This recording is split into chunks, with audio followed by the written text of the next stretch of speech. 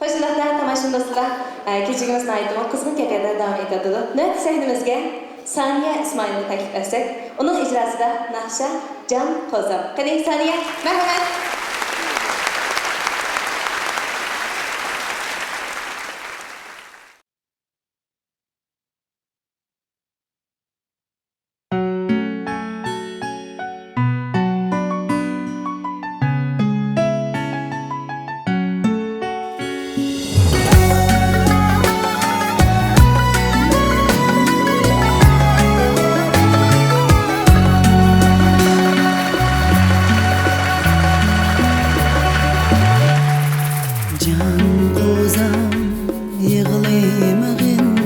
Sen üçün yığılar cahan Həsri tağ bağrımni əzmə Buldu qıl sərsan bular Vermedi imkan bana Bu hayatın kısmeti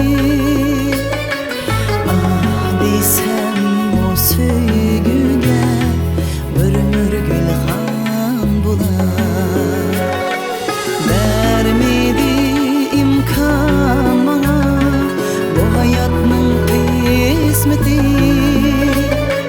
Ah desem o söygüge Bürmür gülhan bular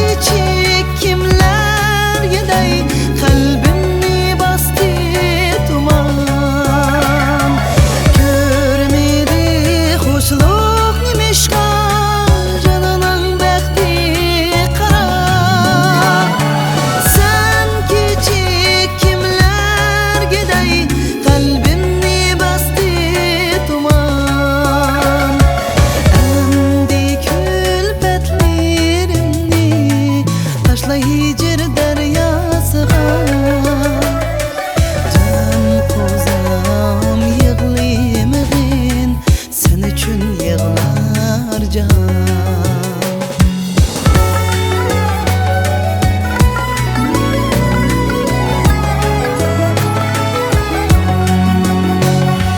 Bağ desen bağın bulay Tağ desen tağın bulay Yaylığın yaylaklarında Bu canım bulsun fida Razıyım yerde aziz Suda halal bulsan hamam Ben güzerim sütümün Hakkımı bulay adam